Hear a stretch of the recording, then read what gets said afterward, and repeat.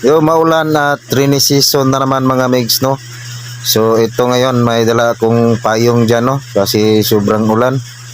So ipapakita ko pala sa inyo ang pangyayari dito mga migs, no, na may isang puno na nabali at saka bumagsak dun sa bahay. Ang puno na yon ay ang tawag sa amin dito ay hagdan uwak. So malaking puno yan mga migs, no, at medyo solid. Nabali siya kasi sinunog to dati, tapos yung sunog niya ay nagkabutas-butas na at naging marupok, kaya nabali yung sa gitna. So ipapakita natin mamaya dyan mga migs, no, kung ano ang pangyayari. So dito sa amin ay medyo maulan-ulan pa rin at may kaunting lakas ang hangin. So para na akong reporters nito mga migs, no. So papakita natin mamaya kung ano talaga yung pangyayari at damage ng bahay, no. So buti na lang at zero lang ang na-damage, kasi may bata daw na dinuyan doon sa loob, na bibi pa siya na bata. Buti na lang at hindi tinamaan ng sanga sa na binagsakan niya, no.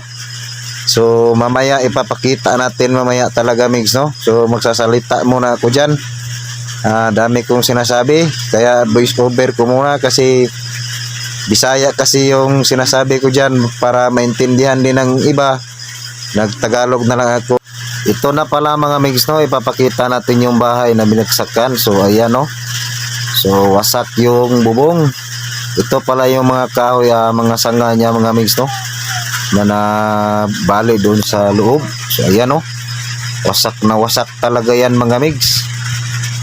Ayan, no, bago kasi ako nag-video, tinulungan ko muna siya na tanggalin yung mga kahoy dun sa loob ng bahay nila. So kita yan mga migs, diba wasak? So yan, no, yan yung sanga na bumagsak doon, no. Kita yun na nahati sa gitna. Ito yung puno mga migs, no. Sa gitna siya na putol, saka bumagsak doon sa bahay.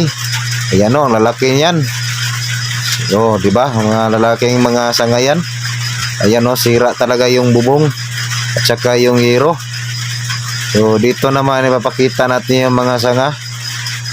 Yan, no, yung walang damit dyan, yan yung may-ari ng bahay. So ito yung mga sanga mga amigo. Yan, laki ng butas talaga ng bahay, oh. Damage talaga to. So ito pala yung harap mga migs. Tingnan nyo, yupi-yupi yung yero. Nabagsakan talaga ng kahoy. Ang bumagsak pala dito mga migs ay kalahating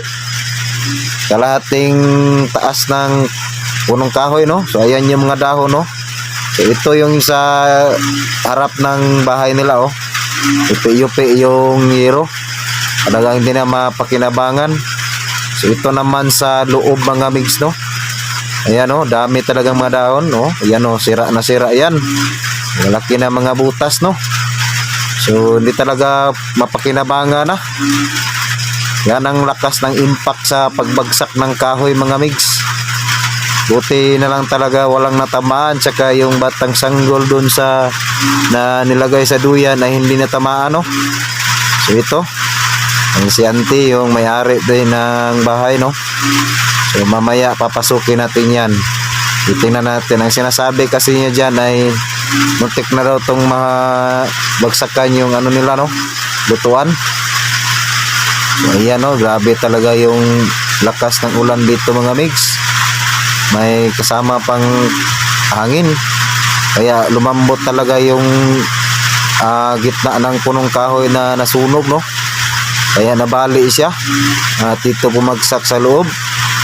So ayan mga migs, buti na lang talaga hindi natamaan yung sanggol dyan sa loob na dinuyan nila, no. Yan, no, kita yung mga dahon saka yung mga sanga, no, ang lalaki. So ayan mga migs, di ba? Kung natamaan ka siguro wasak yan, no. Ayan, no, sira talaga yung bako, no, lalaki ng mga kahoy na yan, no. Tinulungan muna namin. So ito pala yung nabali mga migs, no.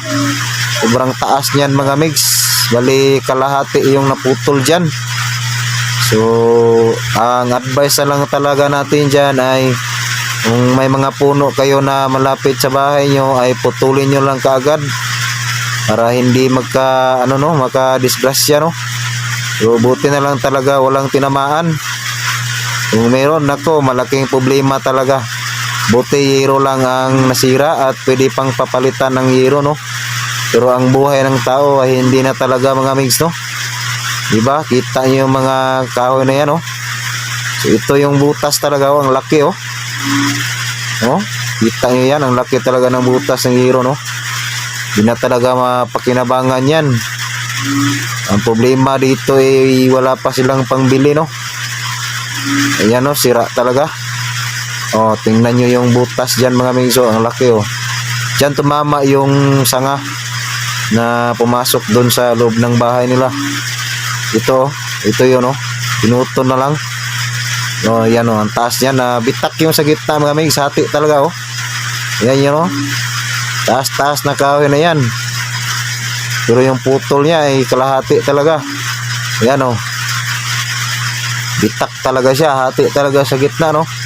Yung sanga, oh, pinutol lang nila.